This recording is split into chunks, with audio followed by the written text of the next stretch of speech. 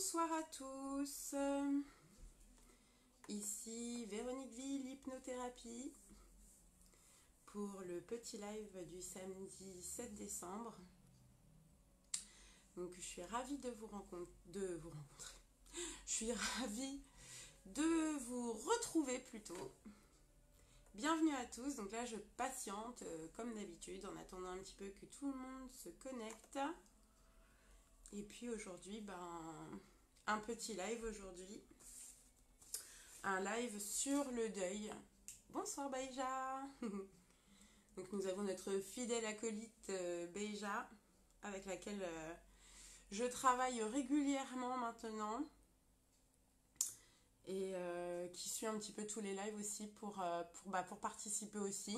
Peut-être qu'elle aura des petites choses à ajouter ou des petits compléments à donner. Donc je rappelle que Beija travaille avec moi sur la partie plus en relation avec les plantes, l'aroma, les huiles essentielles, des produits naturels pour aller dans le sens du développement de la confiance en soi, du bien-être. Aujourd'hui, un live donc sur le deuil. Je sais que c'est pas forcément un sujet. Oh, bonjour Aurélie, ça fait plaisir que tu sois là. Lola aussi, bonjour à tous, bonsoir à tous. N'hésitez pas à mettre un petit mot, à faire un petit coucou. Vous êtes tous les bienvenus. Ceux que je connais, ceux que je connais moins bien et ceux que je ne connais pas. Vous êtes de plus en plus nombreux à suivre les lives.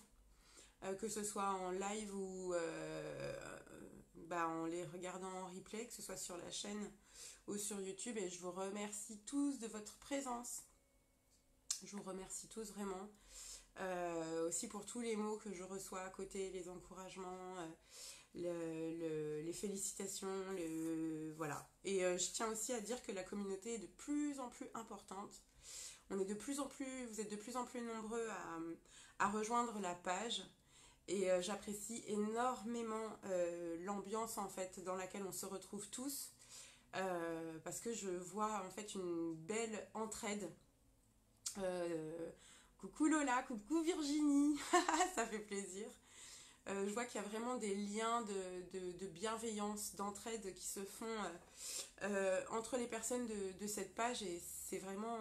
moi ça me touche beaucoup parce que vous voyez on travaille tous dans l'humain et on est tous dans une dynamique de trouver un équilibre qui nous convienne, d'être plus heureux, de pouvoir aussi venir en aide aux gens qui nous entourent et qu'on aime.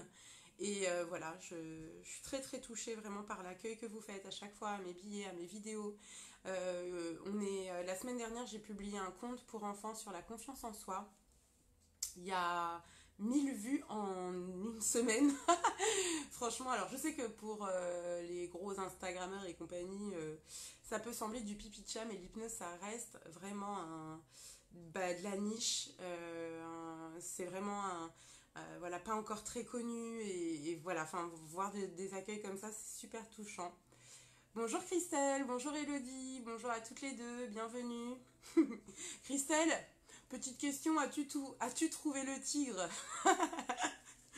J'ai fait une petite publication hier sur le cerveau pour voir la différence entre le cerveau gauche, qui était cerveau droit. Il y a beaucoup de cerveau droit sur le groupe. Donc, voilà, c'était important pour moi de faire en tout cas une petite introduction, de vous remercier de votre présence, de vous remercier de la confiance que vous me faites. Et puis, aujourd'hui, donc comme je le disais, on va parler du deuil. Alors, c'était un sujet pas forcément très évident, mais pour ceux qui me connaissent, super Christelle. Bienvenue avec ton mari. Pour ceux qui me connaissent, d'ailleurs même pour ceux qui ne me connaissent pas, on va faire un peu une généralité. Donc moi je suis hypnothérapeute, mais avant toute chose je suis humaine. Et j'ai moi-même vécu un deuil très difficile dans ma vie. Le deuil de ma grand-mère. J'ai perdu ma grand-mère il y a une vingtaine d'années, qui s'est suicidée à la suite des fêtes de Noël. Donc ça a été un petit peu difficile. Enfin un petit peu, c'est un euphémisme. Ça a été difficile pour toute la famille de vivre cette souffrance, ce choc. Ça a été extrêmement choquant pour beaucoup d'entre nous. Et moi personnellement, donc je devais avoir à peu près 16 ans quand ma grand-mère est décédée. Et j'ai pris à peu près une dizaine d'années à faire mon deuil. Donc voilà, ça c'est quelque chose qui m'a énormément marqué. Et j'ai aujourd'hui un lien très particulier avec ma grand-mère, qui a pu d'ailleurs se manifester à plusieurs reprises. Donc bien sûr, les croyances de chacun. Il me semble important quand même de préciser que bon, bah, c'est moi qui fais ce live, donc effectivement, je vais vous parler de mon expérience, de mes ressentis, de ma conception des choses. Donc tout le monde n'est pas obligé de les partager, hein, et il n'y a pas de souci avec ça. Mais pour autant, je ne vais pas me museler ou me censurer. Donc voilà. C'est vrai que pour moi ça a été une étape très difficile et ça a participé vraiment à ma construction, ça a participé aussi à faire de moi ce que je suis aujourd'hui et le rôle que je joue auprès des gens aujourd'hui, notamment le rôle de guide.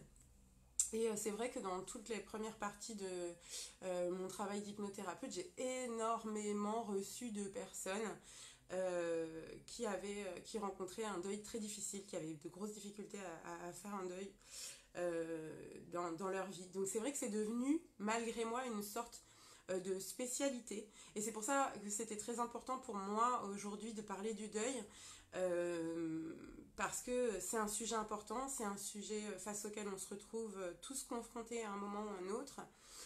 Parce que c'est un sujet également qui est tabou, puisqu'on a beaucoup de mal à parler de la mort, tout simplement, dans notre société actuelle.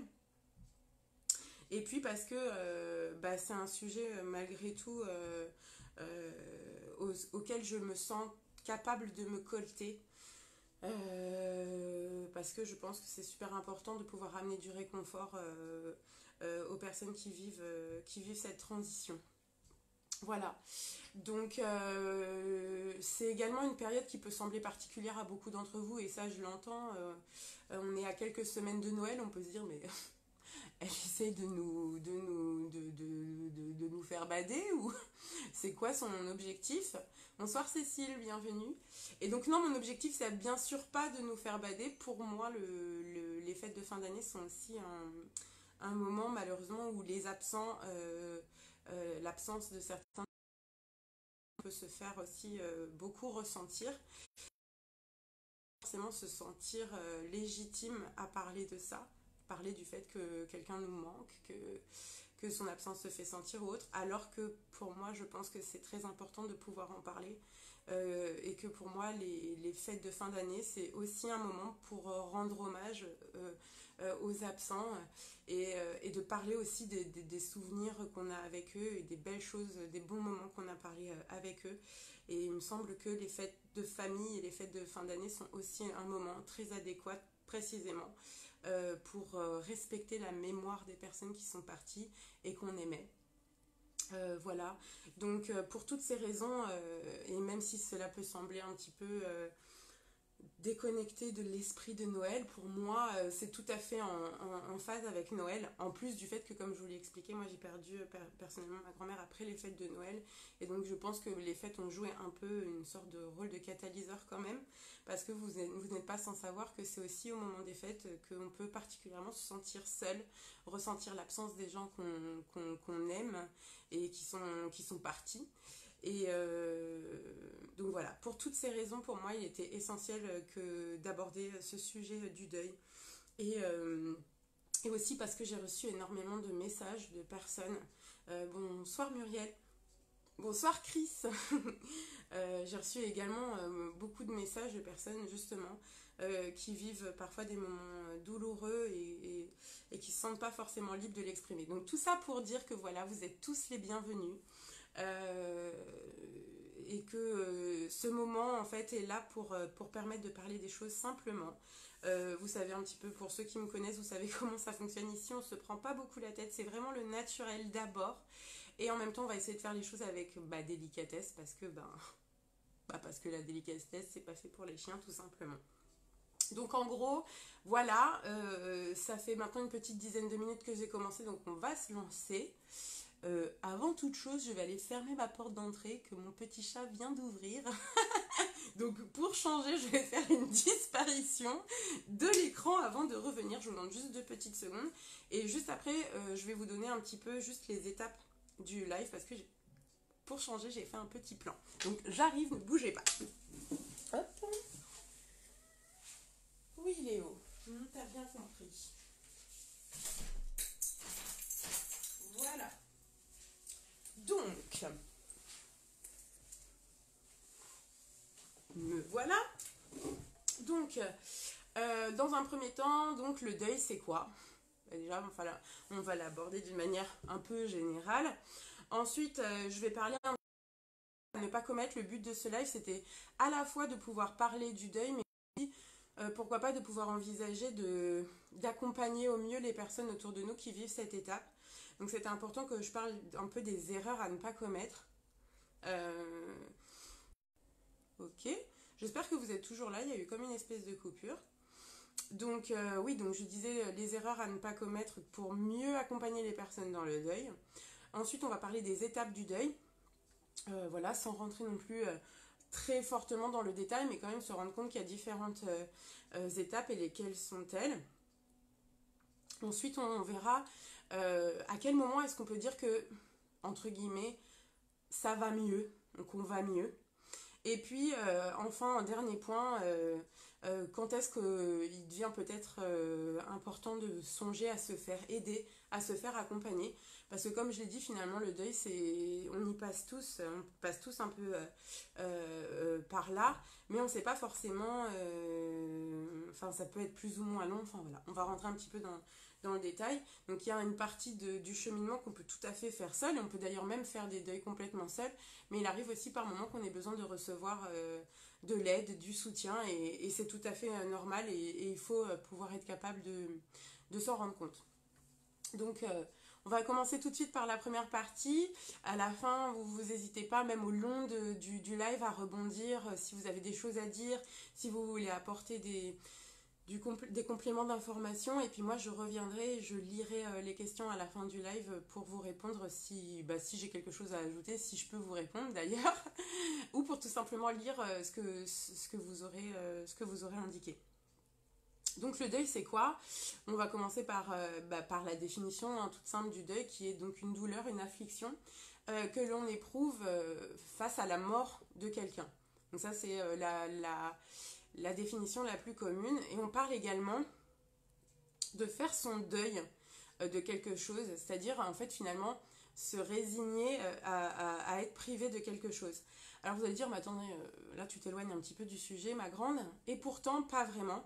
Je vais vous expliquer pourquoi il me semblait vraiment très très important d'évoquer rapidement cette notion de faire son deuil de quelque chose, ou de faire son deuil d'une personne, mais de son vivant et pas dans sa mort. Parce que dans le cadre d'une rupture amoureuse qui pourrait être très complexe, on pourrait très bien avoir quelqu'un qui disparaît du jour au lendemain, par exemple, et qui occupait une place importante dans votre vie, et d'ailleurs aussi parfois dans la vie de vos enfants, etc. À bientôt Virginie. Et il me semble important de comprendre que la notion de deuil et de séparation, finalement, c'est une notion face à laquelle on se trouve confronté très très tôt. Voilà, on fait le deuil de la fusion avec notre mère, hein, par exemple, quand on est dans le ventre de notre mère, on vit la fusion avec elle, et au moment où on sort du ventre, c'est déjà une forme de séparation, de deuil. On fait le deuil de nos doudous quand on est enfant, qui représente d'ailleurs le lien avec la mère. Lorsqu'on gagne en autonomie, on fait le deuil de l'enfant qui était en nous, parce que aussi passé un certain âge, vous avez dû tous un moment, peut-être pas tous, mais souvent on entend dire, ah ben non, là je te fais plus de câlins, je te prends plus dans les bras, t'es grand maintenant. Voilà, très tôt finalement on doit apprendre à gérer ce manque, et c'est important de comprendre que si aujourd'hui le deuil est aussi difficile à faire dans nos vies, c'est aussi parce qu'on vit dans une société actuelle de consommation, où en gros on nous explique par A plus B qu'on a les moyens de ne manquer de rien. On en a plein les étals dans nos restos, dans nos magasins. Moi j'ai vu en la dernière fois encore Je suis allée acheter une peluche voilà, au magasin de jouets. J'ai vu une maman acheter un doudou en 4 exemplaires. Et qui disait d'ailleurs au papa du petit que bon bah au moins s'il le perdrait il aurait même pas le temps de s'en rendre compte qu'il y en aurait déjà un nouveau. J'ai vu aussi des parents remplacer le poisson rouge qui était mort par un autre, ni vu ni connu, comme si voilà il y a une espèce de tabou finalement à, voilà, à accueillir ce manque de l'autre, ce manque tout court auquel on peut se sentir confronté. Je pense qu'on essaye d'ailleurs, on ne veille plus nos morts, par exemple, hein, ça se fait plus. Alors, il y en a qui diront oui, c'est une question de, j'allais dire d'hygiène, c'est pas hygiène, c'est pas ça que je veux dire, mais bon, enfin, les maisons aujourd'hui, c'est pas fait pour. Ouais, d'accord, en fait, ok, on pourrait le faire autrement. On a peur, en fait, de se confronter à la mort, on veille plus nos morts, on n'en parle pas, c'est devenu un énorme tabou, et je pense que c'est aussi pour ça que le deuil est devenu quelque chose d'aussi difficile.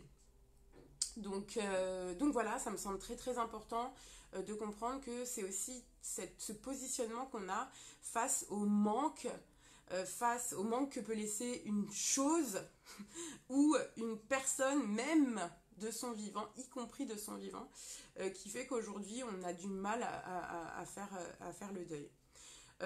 Donc je pense que c'est assez important de comprendre que finalement éviter à tout prix cela, c'est aussi finalement une manière de rentrer dans le déni, d'empêcher aussi de se construire en fait, de s'habituer au fait que oui, on doit vivre avec parfois des manques dans notre vie. Et voilà. Donc je lis Christine qui me dit on veut les protéger, on reviendra, je vais reparler des enfants. Évidemment qu'on veut les protéger. Seulement, bah en fait, le manque, comme je le disais, ils vont y être confrontés et finalement, en n'en parlant pas, on fait l'inverse de les protéger, puisque au final, on les livre seuls à ces ressentis et finalement, en n'abordant pas le sujet, ils se retrouvent seuls à devoir faire face et ça, c'est problématique. Donc voilà, merci Kégus. Donc voilà, on en reparlera en tout cas des enfants et encore une fois, alors ça me semble hyper important. Je dis ça aussi parce que je vois la réaction de Chris ici. J'aimerais vraiment, je ne vous juge pas. Je ne suis pas là en train de me poser en donneur de leçons sur comment vous devez ou ne devez pas vivre les choses. Encore une fois, je le redis, c'est ce que j'ai dit au début du live. Moi, j'expose ma vision des choses, comment ce que j'observe aussi qui se passe autour de moi. Et j'essaye comment dire, de dénouer un peu les choses pour dire, ok, qu'est-ce qui est intéressant de remettre en question, comment on pourrait aborder les choses le mieux possible. Et c'est aussi une interrogation que j'ai, hein, c'est-à-dire que je prétends pas avoir les solutions pour tout et savoir tout sur tout. C'est précisément aussi pour ça que vous êtes là et que vous participez. Donc encore une fois, mon sujet en fait c'est simplement d'oser aborder les choses et en discuter pour voir un petit peu ce qui peut en sortir de constructif pour tout le monde. Voilà. Et pas de dire c'est bien, c'est pas bien, on fait de son mieux. J'ai envie de vous dire, vous savez, si on parle là-dessus, on fait toujours de son mieux. Moi, personnellement, justement, dans le deuil que j'ai vécu, qui était difficile avec ma grand-mère, mes parents ont souhaité ne pas me dire la vérité sur sa mort, pensant certainement, et moi, pour le coup, j'étais adolescente, donc pensant qu'en tant qu'adolescente, et compte tenu du fait que c'était intervenu après les fêtes de fin d'année, etc., certainement je n'aurais pas les épaules pour entendre ou pour comprendre.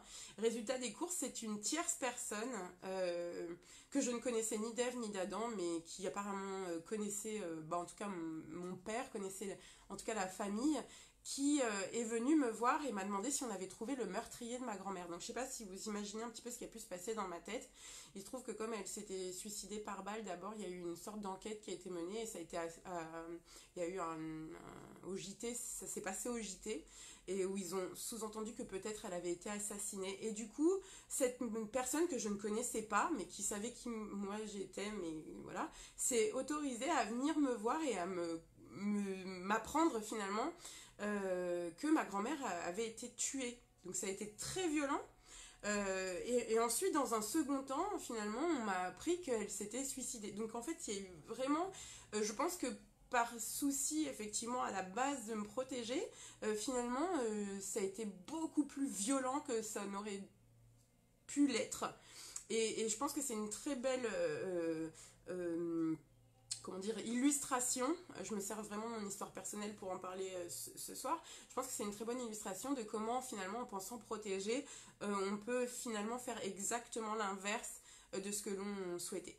Donc voilà, encore une fois, je le dis, je ne suis pas là pour juger, je ne dis pas que mes parents ont mal fait, je dis juste que ça aurait pu se passer d'une autre manière et que cette manière aurait pu être peut-être moins violente pour moi, voilà, c'est ça que j'entends. Donc, comment soutenir au mieux les personnes quand on est confronté au deuil, des erreurs qui sont à éviter. Donc, la première erreur que j'ai notée, c'était vraiment penser que les autres vont deviner ce qui est juste pour vous, pour la personne qui vit le deuil, ce dont vous avez besoin. Le deuil, c'est vraiment une expérience très différente d'une personne à l'autre. Ça va vraiment se manifester d'une manière très différente. Voilà, on ne va pas être face au même ressenti.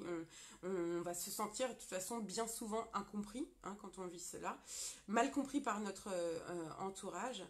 Et aussi, ça me semble difficile dans ces situations d'attendre de leur part qu'ils aient la bonne lecture de ce dont vous aurez besoin. C'est vraiment indispensable de libérer la parole, d'arriver à dialoguer et d'exprimer autant que possible ce dont on a besoin. Il y a des personnes qui vont avoir besoin que par exemple on soit auprès d'eux, qu'on les entoure, pas forcément avec des mots, etc., mais qu'on soit câlin, voilà.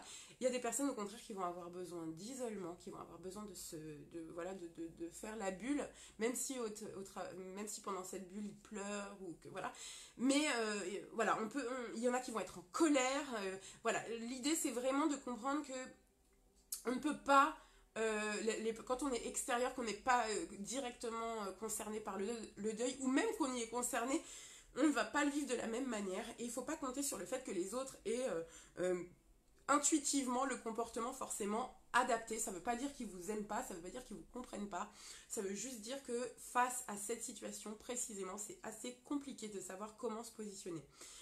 Donc voilà, donc vraiment ça c'est une erreur, penser que les autres vont forcément deviner ce dont vous avez besoin quand vous traversez cette étape, non. Vraiment il faut essayer de dialoguer autant que possible. Ensuite, une autre erreur que j'ai pu observer, ou qui peut créer en tout cas de la tension, de la douleur, c'est de comparer les peines. Alors, d'ailleurs, j'ai évoqué le deuil, j'ai parlé des doudous, etc. J'ai pas abordé un sujet super important, qui me semble super important aussi. Ce sont les animaux domestiques. Alors là, s'il vous plaît, je sais qu'il y en a des gens qui vont dire quoi, elle est en train de... peut-être, hein, je sais pas, peut-être qu'il y en a qui vont penser quoi, elle est en train de comparer le deuil d'un humain avec le deuil d'un animal. Alors là, pour moi, c'est un non-débat. Il n'y a pas de débat en fait à avoir là-dessus. Pour moi, un animal est un membre à part entière d'une famille, et on peut extrêmement souffrir de son départ. Voilà. Un animal, pour moi, c'est aussi énormément d'amour inconditionnel. Peu importe que vous soyez bien comporté, que vous soyez souriant, ou que vous soyez dans un bon mood ou pas, votre chat, votre chien, et puis bien d'autres animaux d'ailleurs, parce qu'il y en a bien d'autres, il se comporte toujours de la même manière avec vous, de manière égale, il va vous donner la même attention, et ça peut créer vraiment un vide affectif énorme. Je reviendrai peut-être sur ce sujet, mais moi-même, d'ailleurs, c'est la perte de mon chat, de Watcha, que j'ai eu juste avant Léo, qui a été un détonateur pour moi, qui m'a d'ailleurs aussi fait prendre conscience que j'avais quelques sensibilités et talents particuliers, notamment parce que je continuais de sentir sa présence bien avant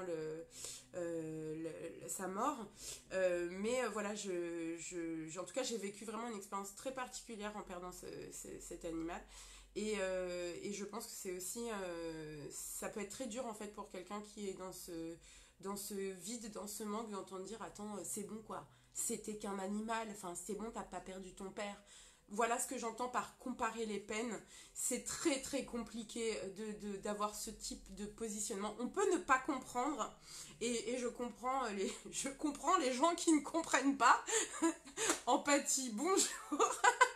Mais voilà, un deuil est un deuil. Voilà. Peu importe que si vous étiez intime ou pas, la peine, ça ne se mesure pas. On a de la peine ou on n'en a pas. Voilà, c'est tout. Donc peu importe qu'il s'agisse d'un animal, d'une personne, la place vide que laisse un absent, ça a des ramifications dans nos sentiments, dans l'histoire qu'on a en commun, et c'est ça qui nous confronte à la peine. Voilà. Donc, euh, donc voilà, c'était important qu'on aborde ce point-là. Donc comparer les peines, erreur énorme. Où moi j'aimais, tu te comprends, moi par exemple j'ai aussi vu ça, j'ai pu voir ça en séance. Ah bah tu comprends, moi mon père je l'aimais alors que toi ton père tu t'entendais pas avec, c'est pas possible que en le perdant aujourd'hui t'aies autant de peine que moi. Waouh, c'est extrêmement violent. C'est extrêmement violent. Faut vraiment comprendre que voilà, chacun vit les choses avec ses propres ressentis. Déjà, on n'est pas du tout tous égaux par rapport aux ressentis, par rapport aux énergies qu'on va développer. Donc voilà, ça me semblait super important de parler de ça. Ensuite, la troisième erreur que j'ai notée, c'est penser que il y a un timing précis pour un deuil. Genre, oh écoute, c'est bon, maintenant ça fait 6 mois que tu nous parles de machin, tu nous bassines, ce serait quand même bien maintenant que ça se termine. Alors oui, je peux comprendre, c'est vrai que ça peut être très difficile au sein d'une même famille, d'une même fratrie, d'un couple. On peut vivre le deuil d'une même personne et le vivre sur une période très différente. Mais c'est incroyable, hein. Et ça peut créer des tensions parce que si vous sentez mieux et que vous avez envie de penser à autre chose et que l'autre vous le voyez plomber, ouais, j'entends que ça peut être difficile à vivre. Bah, c'est aussi les joies de vivre ensemble, j'ai envie de dire, hein, malheureusement. Faut accepter que voilà, chacun vit le deuil avec sa propre horloge intérieure. Et que donc voilà, il n'y a pas de timing, un deuil durera le temps qui durera. Il est important quand même de préciser que au-delà d'un an, il n'y a pas de timing de ouf, mais si vous voulez, au-delà d'un an, si dès que on peut pas évoquer la personne sans que je sois vraiment à fleur de peau, que c'est insupportable pour moi le fait qu'on parle de cette personne. Oui, au-delà d'un an, là je pense que justement on y reviendra, mais c'est le moment de se faire accompagner. On n'est pas obligé d'attendre un an, mais au-delà d'un an, si vraiment c'est comme si en fait la personne on l'avait ou l'animal ou bref on l'avait perdu la veille. Bon, il y a un souci. Il y a un souci et il y aura besoin de se faire accompagner dans ce processus. Mais comme on va le voir d'ailleurs, il y a plusieurs étapes dans le deuil. Et non seulement il y a plusieurs étapes dans le deuil, mais en plus, un deuil, ça n'est pas linéaire. Alors, j'aurais pu faire et franchement, j'avais prévu de prendre le temps. Je voulais faire deux choses que j'ai pas eu le temps de faire. Une, je voulais faire des petits dessins, entre guillemets, pour rendre la chose un peu plus ludique et plus simple, voilà, plus visuelle. Et je voulais faire aussi, je voulais demander une guidance pour mes guides par rapport à ce thème de live. Franchement, j'ai fait une journée marathon, vous imaginez même pas. J'ai terminé ma dernière consultation 1 minute avant de commencer le live. Donc j'ai un mal de dos assez incroyable, mais je sais qu'il est en relation avec justement ce live qu'il fallait que je fasse. C'était important que j'aborde ce sujet-là. Il y avait aussi une pression vis-à-vis de ça. Mais du coup, j'ai pas pu faire ce que je voulais. Donc, c'est pas grave, je ferai la canalisation à un autre moment, mais j'aurai un message par rapport à ça à vous donner. Mais pour en revenir donc aux étapes du deuil, il me semble important de comprendre qu'en fait, ce n'est pas linéaire. C'est pas, oh, j'ai passé l'étape 1 et 2, donc la prochaine étape, c'est forcément la 3. Non, quand on vit un deuil, il arrive malheureusement qu'on passe par l'étape 1, 2 et on revient à l'étape 1. Oui, il est possible de faire des rebacks, de retourner en arrière, de repasser par une étape parce que tout simplement on n'est pas totalement prêt à passer au step d'après. Donc un deuil n'est pas linéaire. On peut parfois repasser à plusieurs reprises par plusieurs étapes avant de pouvoir sortir du creux de la vague et c'est parfaitement normal. Voilà. Donc ça aussi c'était important que j'en parle. Ensuite, la quatrième erreur, et d'ailleurs on l'a abordé dès le début et ça me semblait important d'en parler, c'est donc d'exclure les enfants. Alors, oui, il n'est pas nécessaire, si on ne se sent pas capable, il ne s'agit pas de forcément s'effondrer face à nos enfants parce que on va pas du tout arriver à articuler deux mots parce qu'on est complètement sous le choc. Hein. Bien sûr que on peut avoir besoin de se laisser un peu d'espace pour accueillir tout simplement déjà dans un premier temps cette nouvelle. Donc je suis pas en train de dire ah bah vous venez d'apprendre la mort de la personne, boum boum boum, là perdez pas de temps, faut y aller, c'est maintenant tout de suite et pas à un autre moment. Mais il y a un monde entre faire ça et être dans le déni, ne pas en parler, etc. Donc exclure les enfants en pensant qu'ils ne comprendraient pas ou qu'on va être capable, parce que moi c'est souvent ça surtout que j'entends, oh non vous inquiétez pas, hein. Moi je suis tout à fait capable de leur dissimuler ma peine, hein. Ils vont pas s'en rendre compte. Alors, voire même en fait finalement on ne va même pas se rendre compte qu'en faisant ça on va même les priver quelque part de la possibilité aussi à eux de participer à leur niveau à l'hommage et on ne se rend pas compte à quel point ça peut être important pour un enfant. Donc les enfants quoi qu'il arrive seront impactés par un événement comme celui-là, un événement de vie important qui impacte nécessairement ses parents vont forcément l'impacter. De manière plus ou moins directe, évidemment, mais en les privant de l'information, malheureusement, c'est ce que je disais tout à l'heure, on va les priver aussi du soutien dont ils auraient besoin pour faire face à leur chagrin. Faut quand même pas oublier que les enfants sont des éponges émotionnelles. Donc, et ce qui peut se passer, c'est que l'enfant ne va pas comprendre, il n'a pas la compréhension dans son conscient, il n'est pas conscient qu'il absorbe des émotions, qu'il absorbe par exemple la tristesse de maman ou la tristesse de papa. Excusez-moi, j'ai mon dos des fois qui me fait des rappels à l'ordre. Mais en revanche, il va manifester de la colère, il va manifester une forme d'excitation qui d'ailleurs va vous horripiler si vous êtes en train de vivre un deuil, ou il va manifester une tristesse exacerbée. Et ce qui est encore plus compliqué pour lui, c'est qu'il va ressentir ça sans comprendre à quoi c'est relié.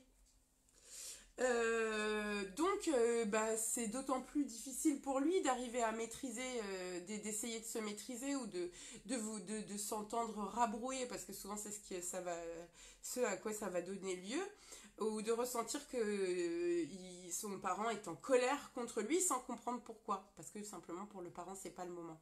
Alors que si j'ai expliqué à l'enfant que mon papa me manque, que mon papa est parti et qu'il a disparu, qu'il est mort, et que voilà, c'est pour ça qu'aujourd'hui papa il est particulièrement sensible ou qu'il faut laisser de l'espace à papa, il va être tout à fait capable, papa ou maman d'ailleurs, il va tout à fait être capable de comprendre en fait ce qui est en train de se passer. Voilà, donc je pense que vraiment c'est... Et d'ailleurs je voulais dire au passage que je conseille un super livre qui s'appelle La mort expliquée aux enfants, qui a été écrit par le docteur Charbonnier, et que je recommande vivement, qui est vraiment super pour permettre de parler de la mort. C'est vrai que je comprends tout à fait les parents qui ne sont pas à l'aise pour aborder ce sujet, on ne sait pas trop par quel bout l'attraper. Et attendez, je suis en train de regarder en même temps s'il y a pas autre chose. Et du coup, oui, ça peut être un bon moyen d'aborder ce sujet. Voilà. Donc, excusez-moi, juste une petite... un petit instant. Il n'y avait pas autre chose. Il y a ces petits livres que j'aime bien en fait, de la collection qui s'appelle Histoire pour penser à l'endroit. Voilà. C'est des petits livres en fait qui sont hyper bien faits. Qui abordent des sujets qui ne sont pas forcément évidents. Donc je sais qu'il y en a un sur le deuil. Je me souviens plus lequel. Donc j'essaierai de vous mettre quelques références si ça vous intéresse en tout cas. Voilà, pour encore une fois, pour pouvoir parler aux enfants et un petit peu à tous les âges. Voilà, parce que en fonction de l'âge qu'ils ont, on ne va pas l'aborder de la même manière. Voilà. Et voilà, donc en tout cas, je ne sais pas si vous connaissez le docteur Charbonnier. Moi, j'en ai déjà parlé dans une autre vidéo, puisque moi, j'ai fait un atelier TCH avec lui, j'ai eu le plaisir de le rencontrer. Et il m'a fait le plaisir de m'envoyer aussi de nombreuses personnes en séance pour les préparer aux ateliers TCH. Je pourrais en parler à un autre moment, mais justement, c'est des ateliers, entre autres, au cours desquels on a pu assister par le biais de l'hypnose à des contacts avec les défunts. Donc, bon, c'est un autre sujet sur lequel vous pouvez en tout cas voir le live que j'ai fait sur la TCH avec mon témoignage. Donc, j'en parle un peu plus en détail si ça vous intéresse. Voilà, donc voilà pour les étapes, les étapes, n'importe quoi, si on peut dire un peu le top 4 des erreurs à pas commettre. Je ne sais pas si vous pensez à d'autres erreurs, certainement que dans vos vécus, etc., il y a des choses qui ont pu être faites et voilà, qui vous ont pas convenu, donc n'hésitons pas à en parler. Si vous en avez d'autres, n'hésitez pas à en parler, on y reviendra juste après. Donc maintenant, on va parler des étapes du deuil. Donc comme je disais, aucune... Alors, c'est pareil sur les étapes du deuil, il y en a qui vont dire il y en a 7, il y en a 12, il y en a 8. Bon. Je sais pas exactement combien il y en a. Là, en l'occurrence, j'en ai identifié 5. C'est de ces 5-là dont on va parler. Alors peut-être qu'il y a des inter-étapes, voilà. Mais je vais parler des principales. Si, pareil, si vous avez quelque chose à ajouter à ce sujet-là, n'hésitez pas. Donc voilà, aucune des étapes dont je vais parler ne peut être contournée, mais elles ont toutes une durée différente en fonction des personnes concernées et aussi en fonction du type de deuil qu'on va traverser. Est-ce que c'est un décès soudain? Est-ce que c'est une maladie mortelle? Et du coup, bah voilà, entre guillemets, en fonction des implications, en tout cas en fonction du type de deuil qu'on a à faire, les implications vont être assez différentes. Donc j'ai pris quelques petites notes, je vais me permettre de les lire. J'ai noté que donc dans le cas d'un décès soudain, les derniers moments qu'on aura passés avec cette personne ou les derniers sujets qu'on aura évoqués, ils pourraient prendre vachement plus d'ampleur. Hein. On n'aura pas forcément pu dire au revoir à la personne et on pourrait aussi vivre davantage d'obsession en rapport avec le décès. Ah oui, peut-être que si j'avais fait telle ou telle chose, ça ne se serait pas passé comme ça, etc. Voilà. Dans le cas d'un décès soudain, les derniers moments passés ensemble ou dans le cas d'une maladie mortelle, en fonction de l'exposition aussi qu'on aura eue pendant les soins, des émotions accablantes qu'on aura à vivre, on peut vraiment vivre de la culpabilité, on peut vivre de la tristesse, on peut vivre aussi du déni, on peut aussi s'être trouvé aux prises avec quelque chose qui n'est pas forcément évident, c'est que le mourant, la personne sur le point de décéder, fasse des demandes auxquelles on n'est pas forcément capable de répondre ou qu'on n'a pas forcément pu honorer. Et donc voilà, chaque situation est différente, aucune n'est préférable. Mais voilà, c'est très important de comprendre que voilà, la manière dont on va perdre la personne aussi va avoir une implication dans la manière dont on va faire le deuil. Il est important aussi de comprendre que voilà, vis-à-vis des étapes de deuil, hein, comme j'ai dit tout à l'heure, mais je le répète parce que c'est super important, on peut tout à fait passer par exemple de l'étape 1, j'ai mis du choc, du déni, en sortir en passant à l'étape 2 de la colère pour finalement retomber dans le déni parce qu'on a par exemple une colère tellement immense qu'on a du mal à la contenir ou en tout cas on a peur de son intensité, on ne va pas arriver à l'accueillir et donc on va faire une espèce de rétro-pédalage. Voilà, donc je pense que c'est parfaitement normal, surtout faut pas s'affoler mais simplement se laisser le temps nécessaire, avoir la douceur en fait de tout simplement se laisser l'espace pour accueillir ce deuil et pas se rajouter une pression et de se faire de la violence à soi-même. Donc oui c'est difficile parfois mais c'est ainsi, voilà, faut pas s'affoler, faut se laisser le temps nécessaire. je pense, voilà, j'ai écrit cette phrase et ça me semble super important de le dire, mais ça, c'est encore une fois, c'est mon ressenti. Mais je pense pour ma part que on ne se remet jamais vraiment du deuil d'une personne très proche. Je pense que simplement, on apprend à vivre avec. Et on remplace son absence par la culture des moments de présence et des souvenirs et de l'amour en fait qu'on ressent pour elle. Moi, c'est comme ça en tout cas que je vis les choses. Voilà. Donc, la première étape du deuil, ça va être le choc, hein, le déni. Voilà, le moment où on va se sentir submergé par l'annonce de la disparition de la personne. Si c'est une perte brutale, une perte imprévisible, ça va laisser vraiment des émotions. Il y a des émotions qui vont naître à ce moment-là et il peut y avoir une sidération, il peut y avoir du déni. Voilà. Euh, la réaction d'ailleurs de déni, il faut la comprendre, il faut aussi être capable de l'accepter parfois. Tellement choquée que en fait elle annule la disparition de la personne, elle met ça un peu sous le tapis momentanément parce que c'est pas possible en fait d'accueillir et ça se respecte également. Donc c'est une phase brève le déni qui ne doit pas durer par contre, hein, ça c'est important. Et sur laquelle voilà, si on voit que ça dure en revanche on peut ressentir le besoin d'être accompagné. La deuxième phase ça va être la colère. Donc, avec la prise de conscience de la réalité de cette nouvelle, il survient souvent une phase de colère, une sorte de révolte qu'on va avoir parce que c'est une injustice en fait de perdre quelqu'un qu'on aime. Donc voilà, c'est aussi une période pendant laquelle malheureusement on peut se trouver en face, la personne qui souffre peut avoir envie de désigner un responsable. C'est de ta faute, si elle est morte, t'aurais dû faire ci, t'aurais dû faire ça. Donc c'est extrêmement, c'est une période aussi assez difficile, de toute façon il n'y a aucune période facile dans le deuil, où on peut voilà, ressentir des fortes contradictions intérieures, où on peut rentrer dans l'accusation ou ressentir de la culpabilité, particulièrement bah voilà, si on a survécu en fait, hein, aussi, et qu'on n'a rien pu faire pour freiner la disparition de la personne qu'on aimait. La troisième étape, donc, ça va être la négociation. On va c'est tout complètement irrationnel, mais on va essayer de marchander le retour de la personne disparue. Euh, si peut-être que si je faisais ci, son absence me pèserait moins. Peut-être que si je porte tous ses vêtements tout le temps, que je continue de ressentir son parfum, j'aurais pas l'impression qu'il est absent.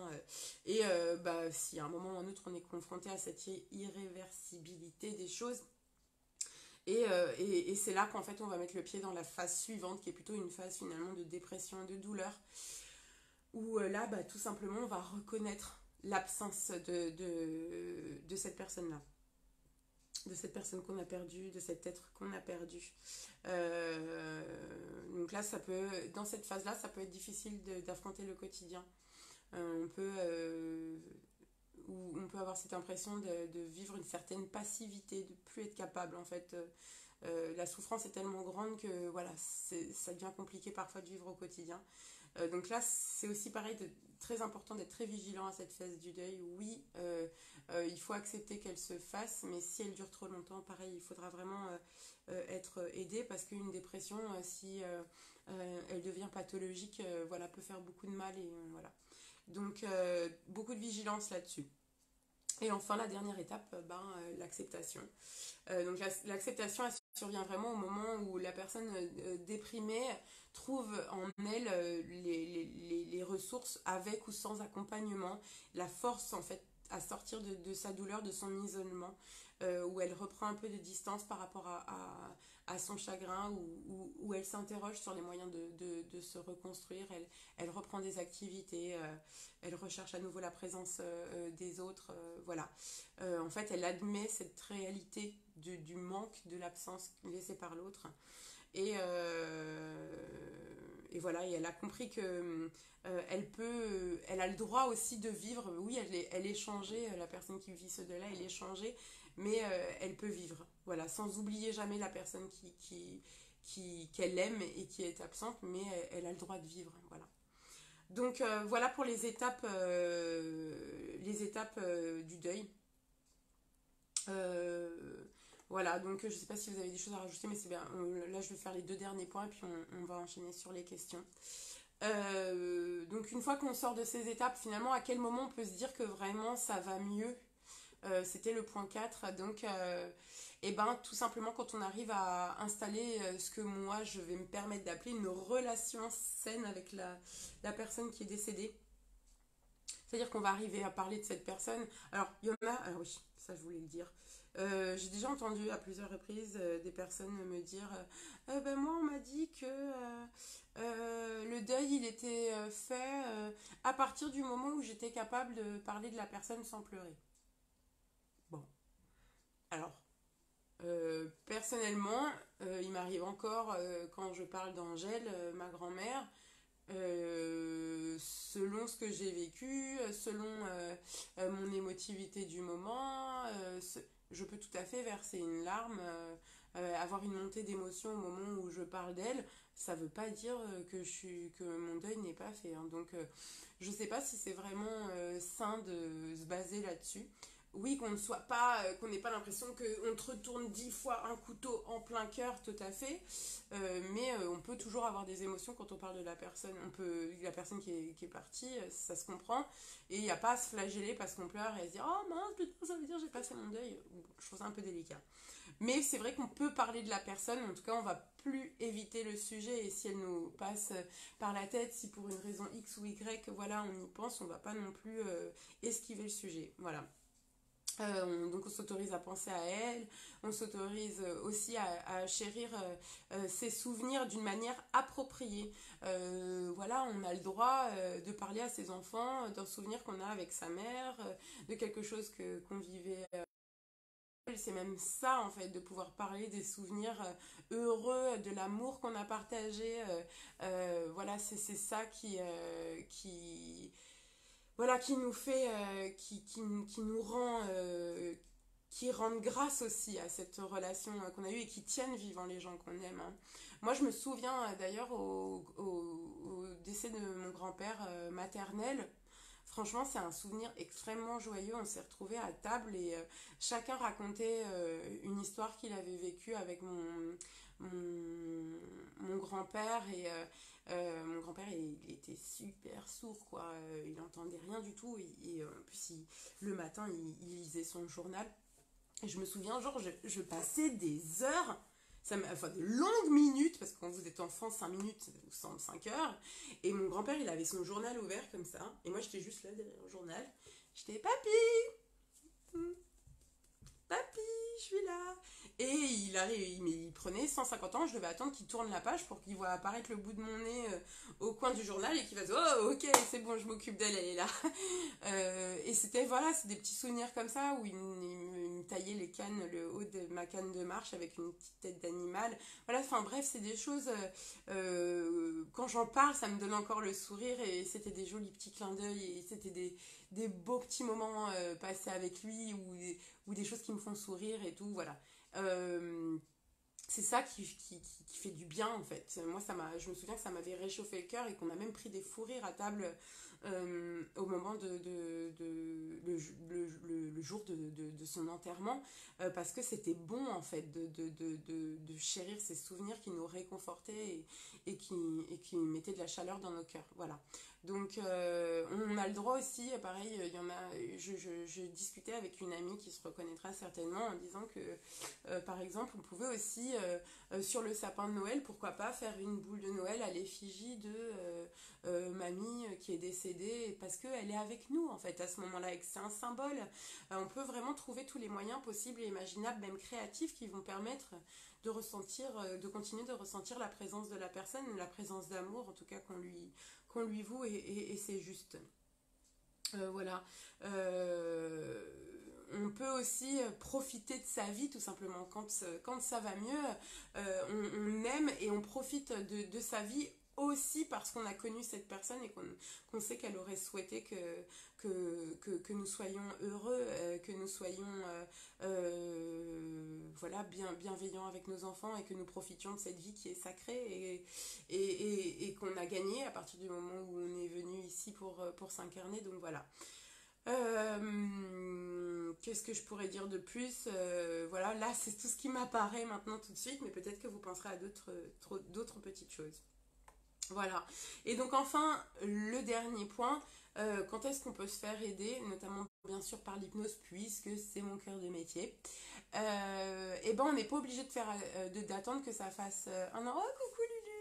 On n'est pas obligé d'attendre que ça fasse un an pour se faire aider dans le cadre d'un deuil. On peut ressentir le besoin bien avant de se faire aider parce qu'on boucle, comme je le disais tout à l'heure, à plusieurs reprises sur plusieurs étapes, parce qu'il y a une étape qui dure trop longtemps, parce qu'on ressent on a une grande émotion de tristesse, de colère, d'abattement qui n'arrive pas à s'exprimer et qui reste comme ça prisonnière à l'intérieur et qu'on n'arrive pas à s'en délester et qu'on en aurait bien besoin, et qu'on se préférait que ce soit à l'extérieur plutôt qu'à l'intérieur.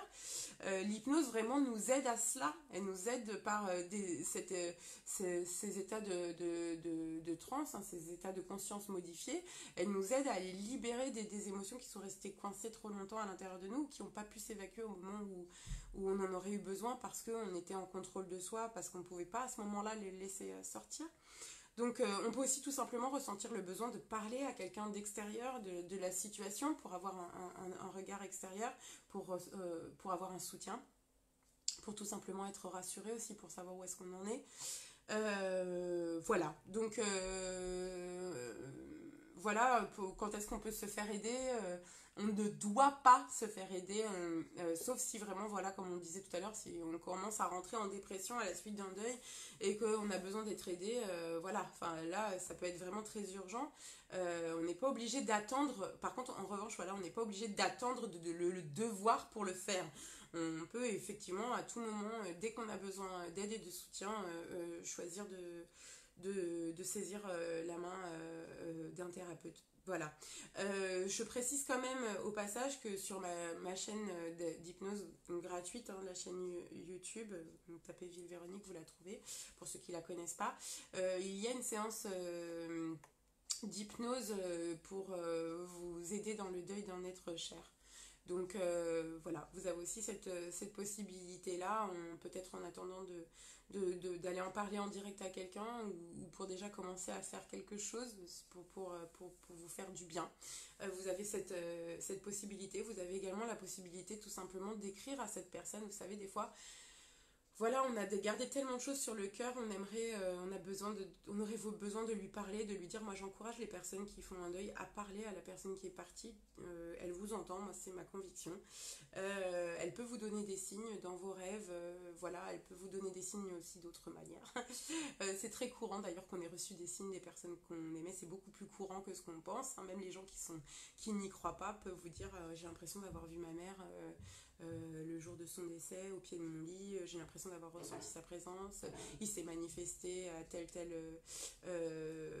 dans tel rêve, il me disait telle chose hyper importante, et ce rêve il était différent des autres parce qu'il n'arrête pas de me rester en tête, etc. Où je pensais à lui et j'allumais la télé et à ce moment-là il y avait une phrase qui disait voilà, ne pleure pas, pense à moi par exemple. Voilà, ça peut être au travers de synchronicité, de nombreux signes qu'on peut recevoir. On peut ressentir le besoin d'écrire une lettre à la personne. Écrivez-lui une lettre, dites-lui tout ce que vous aviez besoin de dire, et si vous n'arrivez pas à le dire à haute voix, voilà, n'hésitez pas, tous les moyens sont bons, aucun moyen n'est ridicule, bien au contraire. Voilà, donc là je pense que j'ai fait le tour de tout ce que je voulais vous dire aujourd'hui. J'ai essayé de pas partir dans tous les sens, de résumer, enfin de venir sur les points entre guillemets les plus essentiels. Voilà, j'avais vraiment envie de vous dire aussi que voilà, je sais que les fêtes c'est un moment parfois difficile pour chacun et je voulais vous dire voilà que je vous soutiens, que vous n'êtes pas seul, que on n'est jamais seul. Vous savez, et justement si vous avez l'occasion de voir mon témoignage sur la TCH, moi j'ai posé cette question, vraiment j'avais besoin je vois parfois une telle misère émotionnelle et relationnelle que j'en ai mal au cœur, et la question que j'avais vraiment quand j'ai fait une sorte j'ai j'ai fait une sorte de sortie de corps, si on peut dire. J'ai demandé, mais pourquoi on est aussi seul? Pourquoi on se sent parfois aussi seul, même entouré de monde? C'est quoi cette solitude dans ce monde où on est de plus en plus nombreux, où on a tous les moyens de communication possibles, imaginables? Pourquoi on est seul comme ça? Et la réponse que j'ai reçue, c'est nous ne sommes jamais seuls, jamais, jamais, jamais, jamais. On reçoit du soutien dans l'invisible tout le temps, on n'est jamais seul, même quand on se pense seul, on ne l'est pas. Et ça me semble super important de vous le redire encore ce soir, même quand vous pensez que vous êtes seul, vous ne l'êtes pas. Les personnes que... L'amour, il n'y a rien au-dessus de l'amour. Voilà, c'est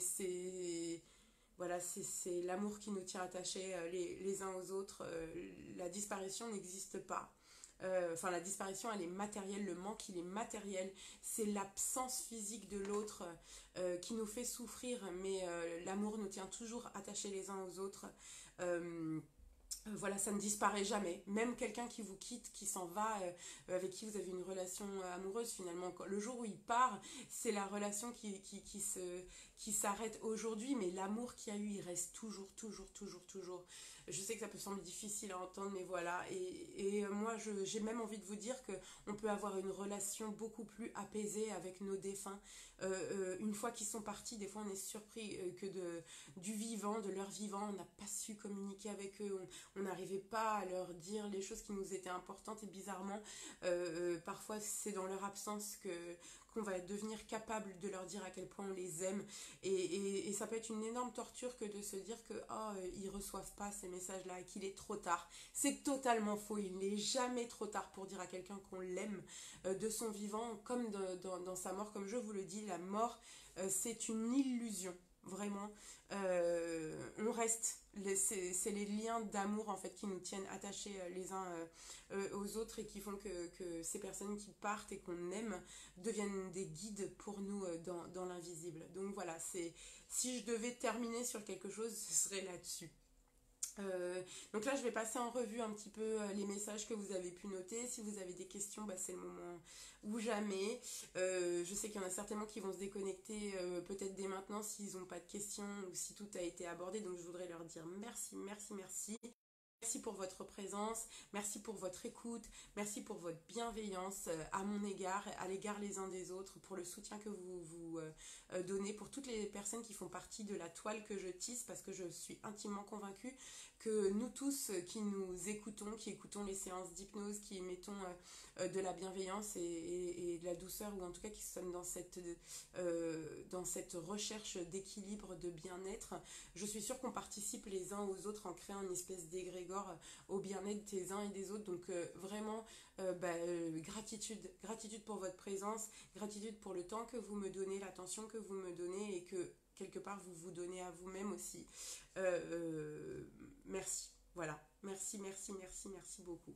Donc là je vais prendre le temps de regarder les petits messages. J'allais le faire sur mon téléphone, mais en fait je vais le faire sur internet. Ce sera beaucoup plus simple. Et comme ça, je vais lire vos petits messages.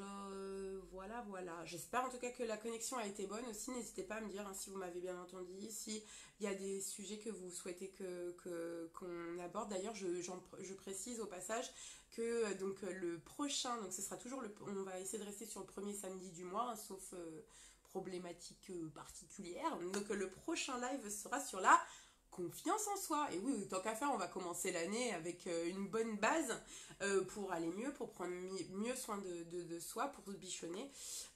Donc voilà, comment développer la confiance en soi, comment être mieux avec soi-même, ce sera le sujet de la rentrée.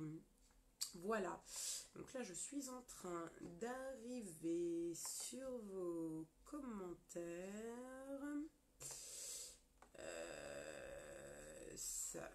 As-tu déjà essayé sur Periscope? Ah, Tom, non.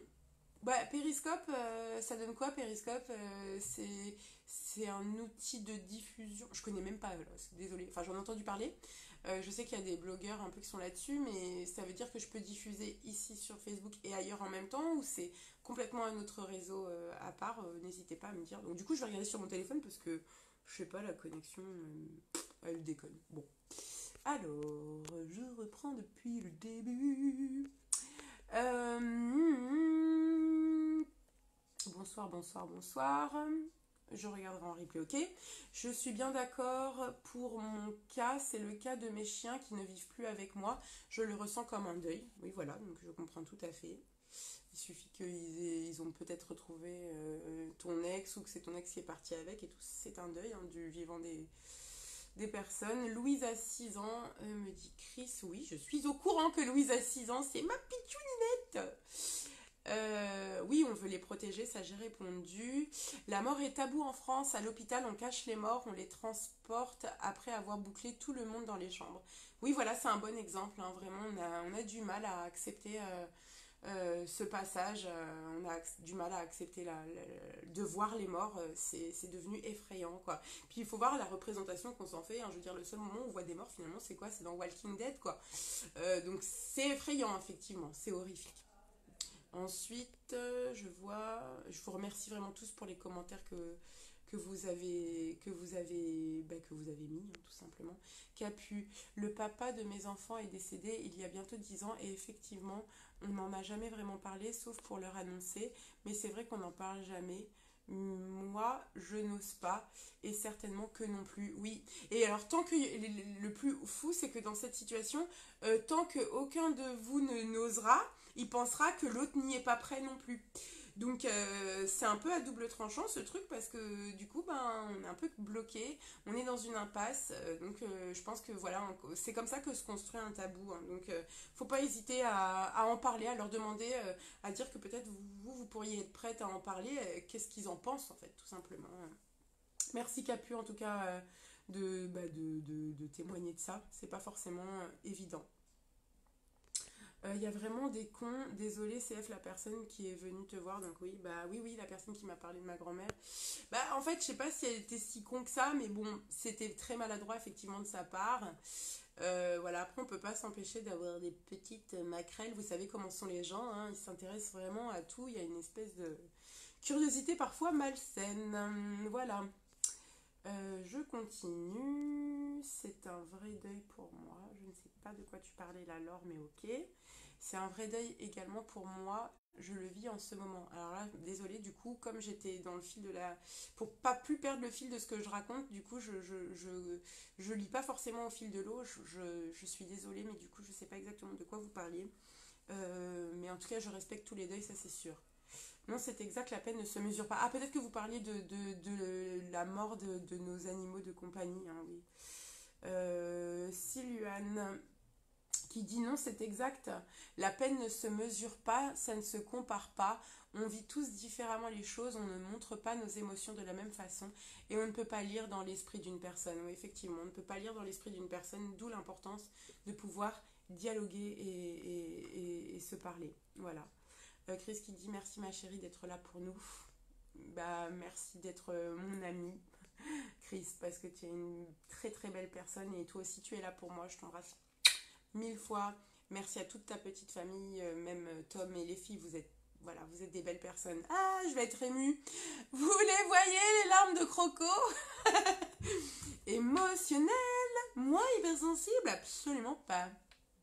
Euh, oui, le docteur Charbonnier, une excellente personne, tout à fait, c'est vrai. Il est génial, j'en suis à ma 3e TCH. Ouh là là, Elodie, il faut nous raconter tout ça. Ça doit être quelque chose. 3 TCH, moi j'en ai fait une, j'ai pris des mois à redescendre, j'ai vibré de la tête aux pieds pendant des jours. Par contre, je pense que je le revivrai tranquille, solo, maintenant que je connais le chemin. Voilà, le docteur Charbonnier, super, ma TCH, j'ai adoré, j'ai hâte d'en faire une deuxième. Bah, décidément, on n'a que des adeptes de docteur Charbonnier, super. Oui, mais toi, tu es en pâte. Alors, ah mince, du coup, Christelle, je sais pas de quoi tu parlais. Tu parlais peut-être, je sais pas, parce que je suis émotionnelle, c'est ça? Moi j'ai le droit de pleurer parce que je suis en pâte, c'est ça? Je sais pas exactement ce que vous vouliez dire. Cécile, je pense être à la phase d'acceptation. J'ai un projet de déménagement, mais je sens mon cœur comme brisé pour toujours. Oui, je comprends. Je comprends, Cécile, et oui, l'acceptation, c'est quand on accepte l'idée qu'il va falloir continuer de vivre malgré l'absence et de tourner une nouvelle page. C'est ça l'acceptation, c'est ouvrir une nouvelle page. Donc bravo, je te souhaite en tout cas un très bon déménagement et sache que même si tu déménages et que tu tournes cette page, bah voilà, cette personne elle restera dans ton cœur et tu pourras toujours, elle sera partout avec toi. Comme je dis souvent, tu n'es plus là où tu étais, mais tu es partout où je suis, tout simplement. Christelle, la sensibilité, c'est notre seconde nature. Ah, ça, je suis bien d'accord. Voilà, voilà. Je t'ai trouvé grâce à cette méditation. Je cherchais ça. Merci l'univers. Alors, tu parles de... je pense pas que tu parles de la méditation, mais de la séance d'hypnose sur le deuil. Si c'est le cas, je suis d'autant plus touchée que tu sois arrivée à moi par ce côté-là. Et merci aussi pour ta présence. Elodie, au bout de 3 mois, j'ai fait une séance d'hypnose pour mettre le deuil de mon père en mémoire digérée, car je ne dormais plus et j'étais remplie d'urticaire. Je suis sereine maintenant. Très bien, et merci pour ton témoignage qui montre encore une fois que l'hypnose peut vraiment nous aider. Moi, je travaille également en Reiki et ça peut être très efficace aussi, surtout quand on n'arrive pas, quand on a envie de pouvoir glisser plus profondément à l'intérieur de soi et que ça se passe dans la douceur. Ça peut être aussi une méthode très très douce pour amorcer la phase de deuil. Encore une fois, je pense qu'on vit avec l'absence de la personne. Il ne s'agit pas de penser que faire son deuil, c'est pas l'oublier, c'est pas passer à autre chose. C'est simplement accepter son départ et voilà, et vivre avec. Laure, merci. Merci à toi. Merci nos guides. Oh oui, merci nos guides. Merci à vos guides qui vous ont amené ici. Merci à mes guides qui m'ont guidé jusque-là. C'était une semaine extrêmement éprouvante. Ça a été un mois où j'ai reçu beaucoup de choses justement en relation avec le deuil et en relation avec la mort. Je pense parce qu'il était vraiment nécessaire que j'aborde ce sujet. Et voilà. Donc j'ai été guidée jusqu'à vous. Vous avez été guidés jusqu'à moi. Cœur sur vous. Et allez, je termine. Merci de tout cœur. Merci. Merci. Merci à vous. Merci à toi d'être là. Merci. Tom, sur Periscope, bon, je ne sais pas si tu m'as répondu. Laurie, tiens, bon, évidemment, j'arrive à la fin, ça avait l'air top. Le replay sera bientôt disponible. Tom qui me dit, je te ferai bientôt un replay, une démo sur Periscope. Le week-end prochain, on fait des truffes au chocolat. Je pense que ça pourrait être un moment idéal. Voilà, écoutez, apparemment, il n'y a plus de questions. Voilà, je te remercie Thomas pour cette proposition sur Periscope. Je ne sais pas si vous êtes sur Periscope, si vous regardez les choses sur Periscope, c'est le moment d'en parler. Je vous remercie à tous de votre présence, je vous souhaite un excellent week-end.